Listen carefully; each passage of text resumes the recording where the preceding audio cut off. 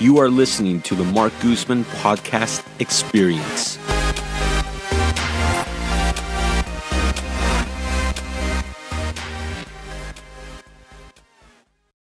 So welcome to another episode of Ask Marc Anything. We've got a few good questions. Hopefully everyone had a great Halloween yesterday evening.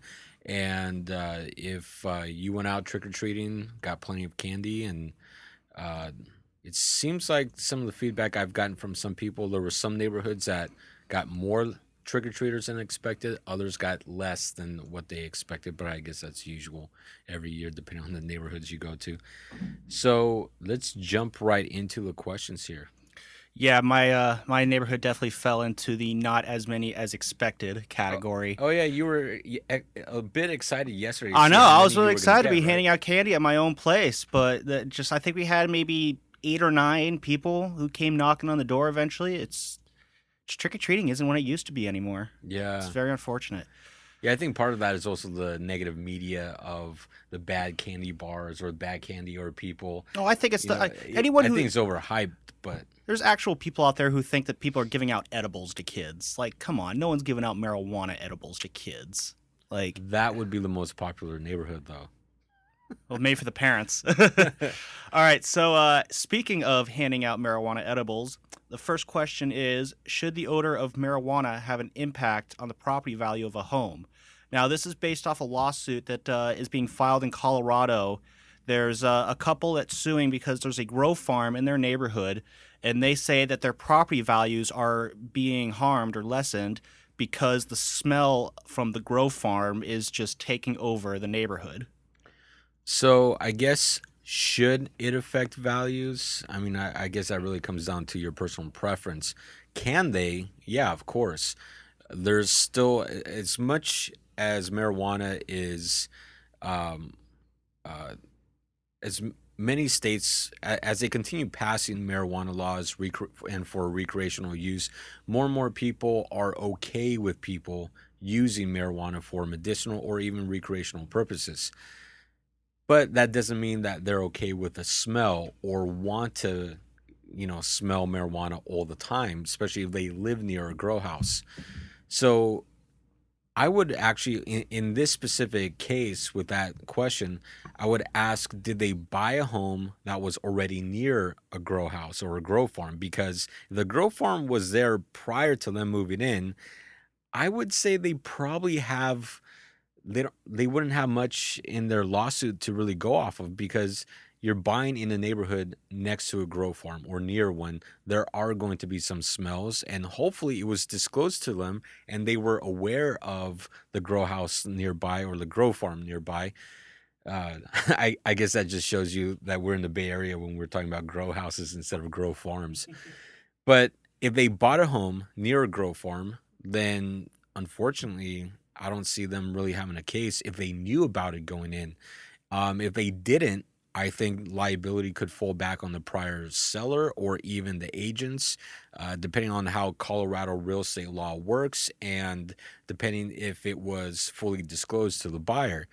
But if the city approved the grow farm to come in after the fact, so the people bought their home, then the grow farm came in afterwards, well, does it comply with city code and zoning law? I mean, if it complies with city, county, state regulations, can they do something?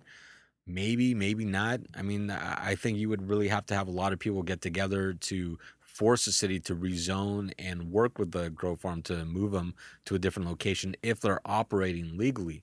Now, can it affect your property values? Yes.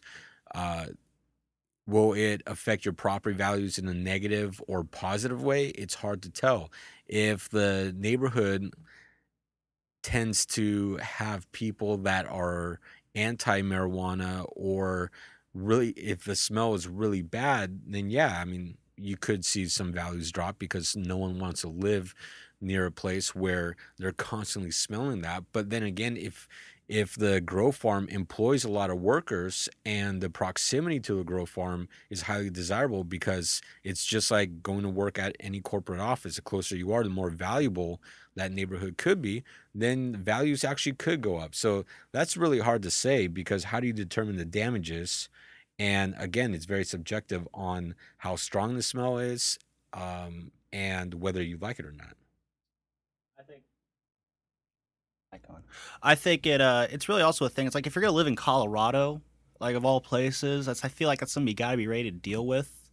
Um, but Yeah, I mean there's a ton of countryside there. I mean, just a ton of land too. So I don't know. I don't know what came first, the yeah, house or the grow farm. I mean, if the grow farm was already there, then it's like, hey, you kind of should you have done bought right you next door should have to done it. your homework on the neighborhood, kind of. Exactly. Yeah. Um, all right. Anyway, so if you're about to rent from a new landlord, how can I do a background check on a landlord that I might rent from? Well, I mean, you have to be careful on this because legally, my understanding is you can't just run a random background check. You have to have the person's permission and some kind of business dealing that would allow you to run a background check on them. Now, I mean, you can always ask the landlord, well, hey, can I run a background check on you just in case? You could, but I think 99% of the time you're going to have a landlord just say no. You can't run a background check on me. What you can do, because I think, and it really comes down to what your concern is and why you want to run a background check on the actual landlord. In my experience, I know one of the biggest concerns, and I haven't seen this concern in a while, but when the financial market crashed, one of the biggest concerns was, well, if I rent out this property, what if the property owner is in default and then I move into the property 3 months later, I'm getting a knock on the door and it's a bank representative saying, we foreclosed on this house. Now you've got 30 days to move out. That was a huge concern after the financial crash. I don't really see that concern much these days because you really haven't heard of many people getting foreclosed on like you did 10 years ago. But if you really wanted to investigate, I would say type in the landlord's or the property owner's name into Google. I'd probably type the property address into Google, see who the property owner is, because you might be dealing with a manager or a family relative who is just helping the actual property owner. So find out who the property owner is, do a quick Google search. If you have a name, run it against Instagram, Facebook, even LinkedIn to get an idea of who you're dealing with and who you might be renting from. And then there's a lot of different websites depending on how deep you want to go into the public domain. There's always Megan's Law if you wanted to look up sex offenders. There's yeah, I mean, I would say Google is really the place to go. You type in someone's name, add in quotation marks around it, a few variations. If you're able to match someone up to possibly a date of birth on the public record websites, you can kind of use the search that way and play around with it and then see what information you come up. And then, as much as people hear in the news of privacy and data being completely just out there in the open internet, you'll be surprised how difficult it is to actually research people online because there's a lot of people that have no digital footprint or very minimal digital footprint to where it's going to be very hard to even look up information. So if you really wanted to do a landlord background check, number one, just ask them if they say okay to it. Have them sign a permission form. That way you're in the clear, get their information, run a background check against them. I think 99% of the time they're going to say no. And then at that point, just do your Google research. And I think you can, for the most part, get enough detail on most people. All right. And then lastly, as the holiday season continues, when do you think it's appropriate to put up Christmas lights? Some people just like to. As a normal person or property manager? Some people just like to skip. It's just your own opinion. Some people just like to completely skip Thanksgiving and put their Christmas lights up right away.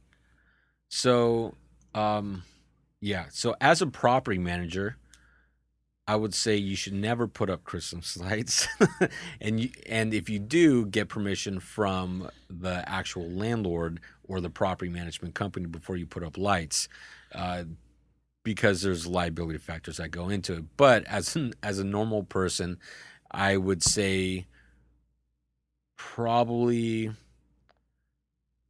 3 or 4 days after Black Friday, I think is like the the bare minimum of when you're allowed to then put up Christmas lights. You do it before Thanksgiving, I think you're completely just messing up a lot of people's Thanksgiving holiday, because that just kind of ruins the vibe on Thanksgiving, in my opinion. Thanksgiving matters too. It does, Yeah. right? So wait, you need to get like permission from your landlord or property manager if you want to put Christmas lights up on your house? Technically, yeah, because any modifications that you're going to do to the property, you want to get permission from your landlord and property management company. Because here's another thing: what if you live in a development that's also an HOA complex, and not all HOAs have to be condos? There are many single-family home or duplex style, like duet style neighborhoods where there is a governing HOA, and they do restrict Christmas lights when you can put them on. There's some neighborhoods I've come across where they say no lights at all whatsoever. And there's a lot of reasonings behind why you should and shouldn't have lights. But yeah, if you do rent, you should always get permission from your landlord or management company just to be on the safe side. And from a landlord perspective, what if the tenant does kind of crappy light connection and they're just using extension cord after extension cord and it's not properly done? Now you have water that may intrude during the winter months into some connection. Now you have an electrical spark, a fire, a burnout, overload of the system. You could have a whole bunch of, a wide range of problems. So from a landlord property manager perspective, we don't want Christmas lights. But people put them up, and so just get permission from your manager and landlord, and that usually takes care of it. But if you put Christmas lights before the Monday or Tuesday after Black Friday, then you're just being an ass, in my opinion. All right. And I So think that's a that's good way it, to right? call it. Yeah, exactly. So thank you for watching another episode of Ask Mark Anything. Hopefully everyone had an amazing Halloween, and we are now gearing up a few more weeks, 3 weeks, 3.5 weeks till Thanksgiving, something like that. It's first November, so yeah, Yeah, 3.5 3-ish weeks weeks maybe. Yeah, wow. I don't know what day it's on this year. These holidays fly by so fast. So again, thank you for watching. If you're not already subscribed to the podcast, make sure to go to iTunes, Google Play, iHeartRadio, Spotify, literally anywhere you listen to podcasts. Make sure to subscribe, leave us a rating. Make sure to follow us on Facebook, Instagram, Twitter, even LinkedIn. This podcast goes up on LinkedIn, and so do some of the videos. So thank you for watching, listening, and happy holidays coming up. Thank you so much for listening to the podcast. Thank you to our producer, Sam Lubman. Please subscribe, like, comment, and share the podcast. Remember, you can listen to the podcast on iTunes, Podbean, iHeartRadio, Google Play, SoundCloud, and anywhere else you listen to podcasts. For more information on my business as a property manager and real estate team, go visit my website at markguzman.com. I really want to thank all of you for listening. It means the world to me, and I hope today's episode provides you value in your day-to-day life. I created this podcast to help showcase the many great people that live in this world and help share some knowledge that I've learned along the way in life. Again, thank you for listening. Check out our sponsors, and I'll catch you on the next episode.